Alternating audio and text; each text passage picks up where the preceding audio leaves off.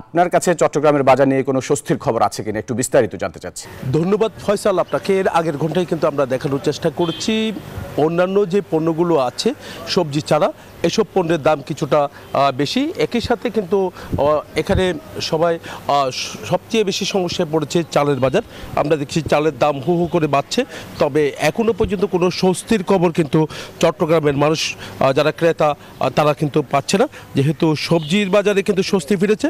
দেখা যাচ্ছে চালের বাজারে গিয়ে তারা কিন্তু হিমশিম খেতে হচ্ছে। চালের কোনো কমতি আমরা দেখছি না।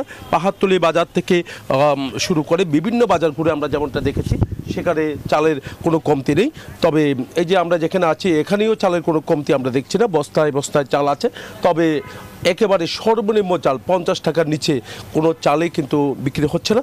তার কারণে সাধারণ যারা ক্রেতা, যারা নিম্ন আয়ের মানুষ আছেন তারা কিন্তু সবচেয়ে বেশি সমস্যায় পড়ছে। তবে সরবরাহ যদি আরও বাড়ে, যেহেতু আমদানিকৃত চাল বাজারে আসতে শুরু করেছে, আমদানিকৃত চালের দাম একটু কমেছে, তো যেখানে কিন্তু আসলে বস্তাপ্রতি 300 টাকা পর্যন্ত বেড়েছে সেখানে 10 থেকে 20 টাকা যদি বস্তায় কমে তাহলে কিন্তু খুচরা বাজারে গিয়ে তার কোনো প্রভাব পড়ার কথা নয়। তো যারা ভোক্তা তারা বলছেন যে সামনে রমজানকে ঘিরে আমদানি আরও বাড়ানো দরকার। একই সাথে সরবরাহ আরও বাড়িয়ে সব নিত্যপণ্যের দামটা যদি একটু সহনশীল থাকে তাহলে সাধারণ মানুষ যারা আছে তাদের জন্য অনেক সহজ হবে বলে তারা মনে করছেন।